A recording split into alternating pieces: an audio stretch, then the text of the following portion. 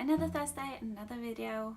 I'm not sure if this is becoming a thing, but we're 2 Thursdays in a row, so I guess you can say things are getting a bit serious. After my saddle pad collection video, I asked you on Instagram what you wanted the next video to be about, and half of you asked about my bits. So I took them all off the bridles, and it's going to be a project to get them back on, and I washed them so they look pretty. And here we are!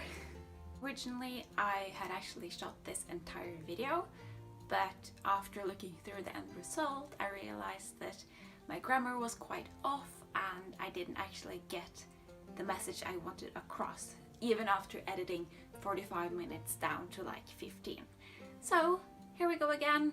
I'm sorry about the sunshine, by the way, I can't really do anything about that.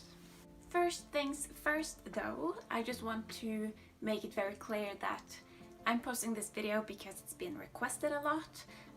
If you're here to talk shit about curb bits or bits in general or promote some bitless propaganda stuff, I'm all for your cause, but this isn't the right place to take it. So if you want to do that, go somewhere else. And if you're here just because you're curious about my bits, hi!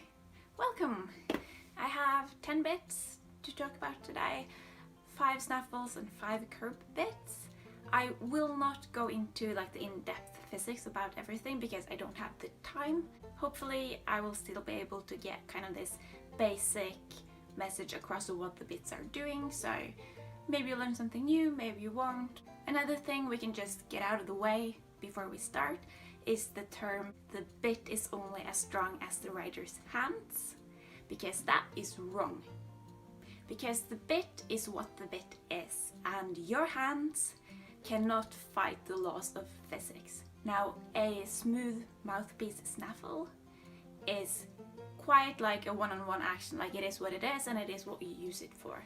A curb bit and a lot of other bits, especially gag bits, gosh I hate those, create what you do with your hands into something very different by the time your pressure from your reins reach the mouth of the horse, and you have no control about that. So your hands are as strong as your hands are, and the bit is what the bit is. And by taking this term that our hands can somehow manipulate the laws of physics, we kind of lose respect for the tool we are using. I just want to encourage everyone that's watching this video to stop using that phrase, because it kind of makes really bad and horrible bits justified in some way, and that's not what I'm here to do, and I don't think anyone really wants to do that. It's a common misconception on my Instagram account that I don't use anything but curb bits. That is quite wrong. I do understand the misconception because usually I only post pictures of my horses in curb bits, so naturally, subconsciously, people watching will go, oh, I don't see any snaffles, I don't see a lot of bitless, she rides with curbs only. And that isn't true, but I fully understand why people believe that, so I figured let's start with the snaffles. First snaffle today is Diego's Dressage snaffle. It's a very basic, simple, double-jointed loose ring snaffle. It's from Springer, it's the KK Ultra something, and it's a very nice basic bit. The reason why we call it a snaffle is because the bridle and the rein connects on the same ring. There is one exception, and that is a hanging snaffle, but a lot of Americans, for some reason, I'm sorry for pissing on you Americans, I really don't, but there is this misconception in America especially that any bit with a broken mouthpiece is a snaffle. That's wrong. This is what makes a bit a snaffle. I know that a lot of trainers claim that broken mouthpieces are snaffles, and a lot of bit manufacturers say it, and a lot of tack shops claim it, and oh god, everyone. But this is a snaffle because of the ring, not the mouthpiece. Next snaffle up is another Springer snaffle. This is the RSSR Dynamic something.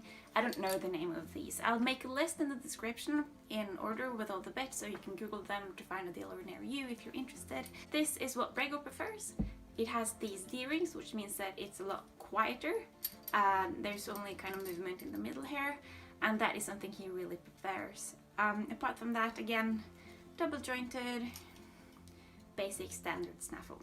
Then I have this full cheek. This is actually what I started Brego with when he was a baby, and it's now 3 sizes too small. So he grew a lot. If you don't know what a full cheek is, it is a bit with these kind of bars on the side. And what it does, in basic terms, is if I pretend like this is the horse head, if you have a young horse or an uneducated horse, or a horse that just struggles a bit to understand, or you have a horse that's very heavy and kind of pushes kind of against the rein. Now there's a lot of things that can cause that and a lot of different ways to fix it, but a temporary solution is a full cheek, because if I pull on the left rein, or don't pull, I don't think you should pull on a bit, but you know, like sideways, what it does is that it pushes on the right side when I pull the left rein. And this is a nice guide for horses because you pull on one side and they get the pushing aid from the other side, and it makes it very obvious for horses that might be a bit insecure or just not that educated yet. It's a very mild and nice bit. What you ideally want on these is a pair of loops. They are usually tiny little leather things that connect to the top of the bar and the bridle, and what they do is they kind of make the bit sit properly in the mouth. When these kind of hang straight down, you'll see that the joints, like the rings and the joints, will actually stand up on top, which means that you have pressure points underneath, and you risk these hitting kind of the top of the mouth and the horse. If you have these loops on your bit and connect them to the bridle, it'll stay flat, which means that it goes a lot nicer along the tongue. This same concept is actually really handy if you're looking for a nice mild snaffle. Before you purchase, check that the links and the joints over here lie flat against the tongue and that they don't stand upright. Most tack shops should have these loops, especially if they sell these. If you can't find a tack shop near you that have them, a piece of string or some paracord or like anything will actually do, just to get that angle a bit better. Brand, I don't remember. I think it's a Shire's bit. It's a really cheap option and it's honestly a quite decent bit. Then we have this snaffle. It's the only single jointed snaffle I currently have. I use this a lot on my old horse and I still have it just because I think it's cool. But what I realized after using it 5 minutes for a photo shoot with Lil is that there's a lot of rust in this hinge, and I'm not sure, because obviously you can't see how much rust it is. I'm not sure about the structural integrity of this bit, so I don't think I'll use it anymore. A lot of people have heard like the horror stories about the nutcracker effect that happens on these bits, and it's basically this action when you pull the reins. What might happen when you pull the reins on a single jointed bit is that it pops up like this, which means that it will squeeze the jaw underneath here and, worst case scenario, poke the palate, like the top of the horse mouth. Usually it doesn't cause much injury, but it's for sure uncomfortable to the horse. However, the first horse we ever purchased went with a single jointed bit that was like 4 sizes too big, and when that happens it creates such an effect like this that when our veterinarian dentist opened the mouth, there was actually a groove on the top of her mouth, and I remember it was like this close to digging actually in from the mouth cavity into the airways. So if you want, or if your horse prefers a single jointed bit, that's fine, don't be worried. But it's very important that they actually fit and that they aren't too big. So make sure that it's a snug fit, because horse lips are squishy and their lower jaw is quite narrow. So you want to make sure that there's not a lot of this action going on. Last snaffle is a Bomber Happy Tongue. I very recently purchased this for Brego because he hates tongue pressure. For Brego there was no big preference when it came to this bit. It wasn't like I put it on, rode out and hallelujah. But surprisingly, Lil was the one who chose this bit. He absolutely loves it, and the first ride we actually got our first ever proper stretch to the bit, which hasn't happened in 8 years. It looks maybe a bit dramatical if you don't know like horse anatomy, but what this does, it's called a port. It's low and it's wide, which means that it gives a lot of relief for the tongue, like it doesn't add pressure to the tongue. Now, a lot of horses would hate this bit because they use their tongue as a way to distribute the pressure in their mouths, but some horses are really sensitive and don't want pressure on their tongue. This part of the bit is called a cannon, and it puts pressure on the bars in the mouth, that bony bit without teeth. And some horses will hate this bit because they use their tongue as a way to distribute pressure nice and evenly, but some horses have very sensitive tongues and they'll go insane without a port like this. One thing to think about when it comes to ports is that they should be quite low and they should be quite wide. Now I have a lot of curb bits with kind of this narrow low port that really doesn't do anything good. My horses don't mind these low standard narrow weird ports, but ideally bits fit the tongue much better than the narrow ones, because you don't want a port that kind of sucks the tongue in and traps it there. And then we are over to the dramatical looking curb bits. Now, if you are used to normal English bits and bridles and you think that an ordinary pelham doesn't look very dramatical, rest assured this bit has the same effect as a pelham. The bridle goes on top here, the chain under the chin, and I have one rein slot for my, I call it a snaffle rein, and it allows me to give input to the mouthpiece directly. And then I have this ring at the bottom, which is my curb rein, that I use to rotate the mouthpiece. Now, curb bits are known to have something called pull pressure, and the longer the shanks, the stronger pressure is often said, but it's really the length of the purchase, like this top piece of the shank, that decides how strong it is.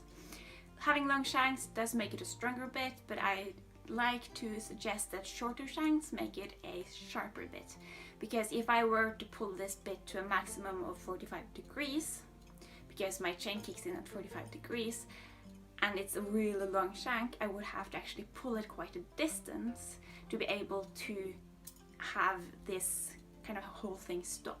If you have a shorter shank and your curb rein is up here, you really don't have to pull it very far before you've rotated the entire bit to a max, which means that you have a lot less distance to fuck up with. When I ride on these curb bits, I ride mostly on the top rein, which means that it kind of works like a snaffle, not fully, but kind of.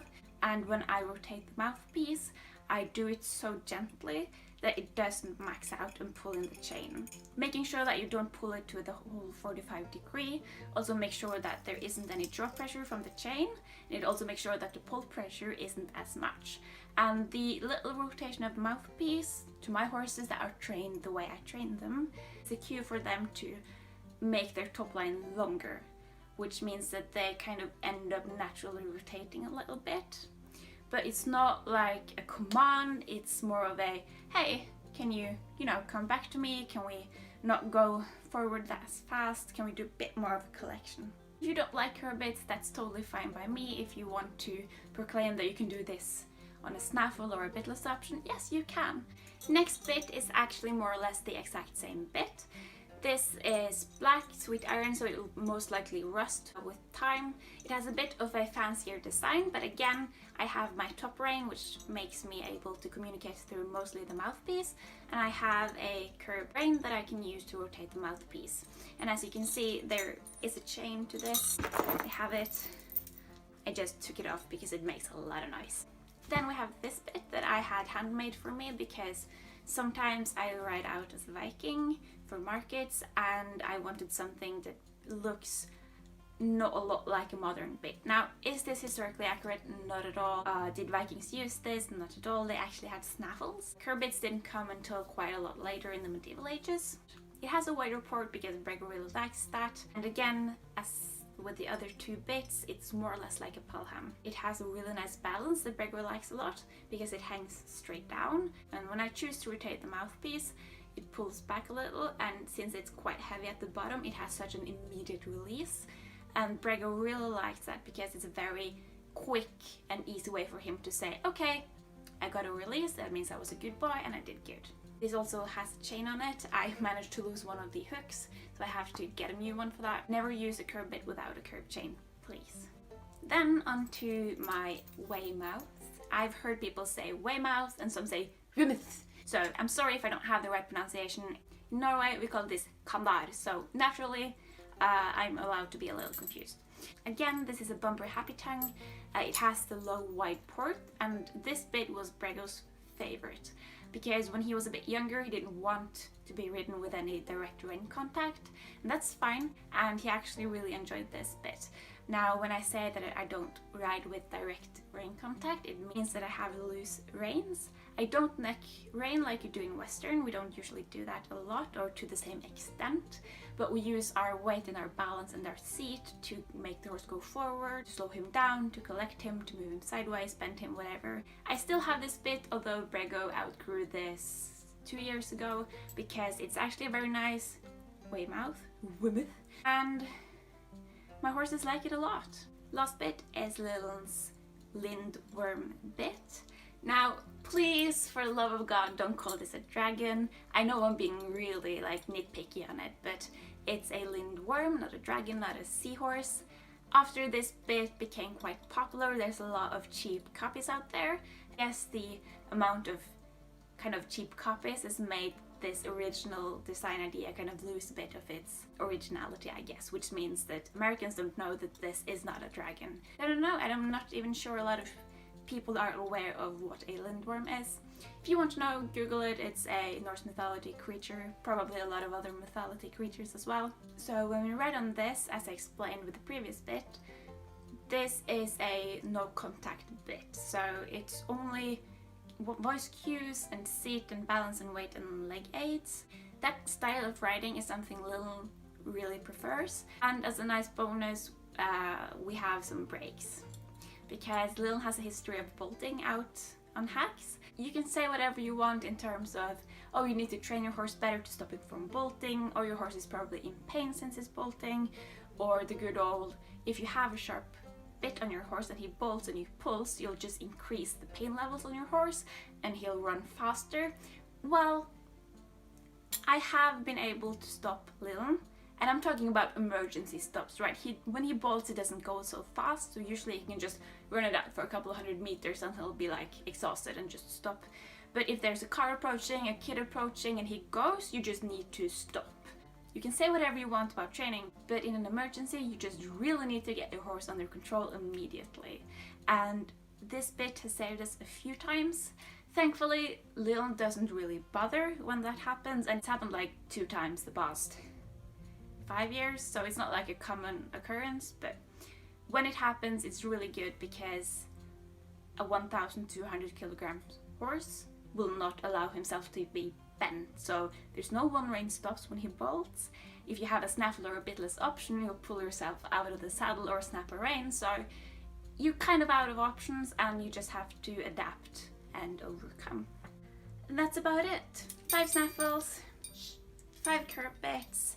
As I said, there's no chance for me to get into the super detailed physics of everything. Hopefully I made a little bit of sense anyways. As I mentioned earlier, there will be a list in the description with what all these bits are named, as well as which horse used them, because I realized I forgot to mention that. God, they're heavy. It always feels a bit weird to kind of make this outro, but if there's anything in particular you want me to make a video about, comments are always appreciated, and thank you for watching.